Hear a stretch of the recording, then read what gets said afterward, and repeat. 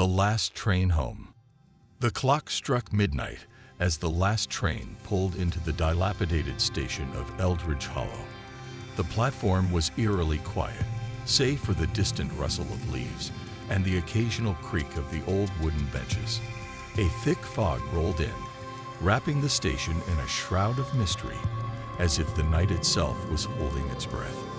Mera stood alone on the platform, her breath visible in the cold air. She had missed the earlier trains, and now she was left with this final option, a train that was rumored to be haunted. The locals whispered tales of passengers who boarded but never arrived at their destinations. They said the train was a vessel for lost souls, a bridge between the living and the dead. But Mera was tired, and the thought of waiting for another hour in the biting cold was unbearable. As the train screeched to a halt, its doors opened with a reluctant sigh. The interior was dimly lit, casting long shadows that danced along the worn-out seats.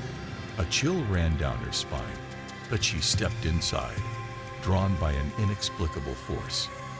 The doors closed behind her with a finality that echoed in the silence. The train lurched forward, and Mera settled into a seat by the window. Outside, the landscape blurred into a dark smear, the trees bending and twisting as if trying to escape the train's path. She glanced around, noticing that she was the only passenger. The air felt thick, almost suffocating, and a sense of unease settled in her stomach. As the train rattled along the tracks, Mara's eyes wandered to the flickering lights above. They cast strange shadows that seemed to morph into figures, whispering secrets she couldn't quite hear. She shook her head, trying to dispel the creeping dread that clawed at her mind.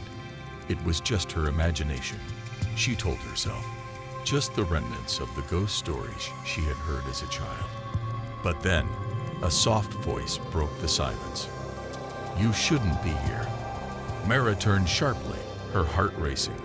A figure sat across from her, shrouded in darkness. The face was obscured, but she could feel the weight of its gaze. "What do you mean?" she asked, her voice trembling. "This train doesn't take you home," the figure replied, its voice a mere whisper, like the rustling of leaves. "It takes you to where you truly belong." Mera's pulse quickened. "Where is that?" The figure leaned closer, and for a fleeting moment, the light illuminated its features, a gaunt face with hollow eyes that seemed to pierce through her very soul. "To the other side. You've been chosen." Panic surged within her. "Chosen for what?" she demanded, her voice rising. "I just want to go home." The figure smiled, a chilling expression that sent shivers down her spine. "Home is a memory now. You can't escape what you've done." Mera's mind raced. What had she done? She thought back to the accident, the night she had lost control of her car, the screams that still echoed in her mind. She had survived, but others hadn't. The guilt had haunted her ever since, a shadow that loomed over her every waking moment. The train began to slow, the screech of the brakes piercing the heavy silence. "No, I don't want to go," she cried, but the figure merely watched, its expression unreadable.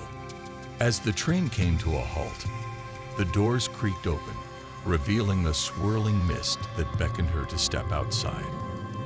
The figure gestured toward the fog, and Mera felt an overwhelming pull, as if the very essence of her being was being drawn into the abyss. With a surge of adrenaline, she bolted from her seat and ran toward the exit. But as she reached the door, it slammed shut, trapping her inside. The figure leaned back, its smile widening, revealing teeth that glinted like shards of glass. "Welcome home, Mera," it whispered, as the train lurched forward once more, plunging into the darkness. The last train home wasn't a journey to safety.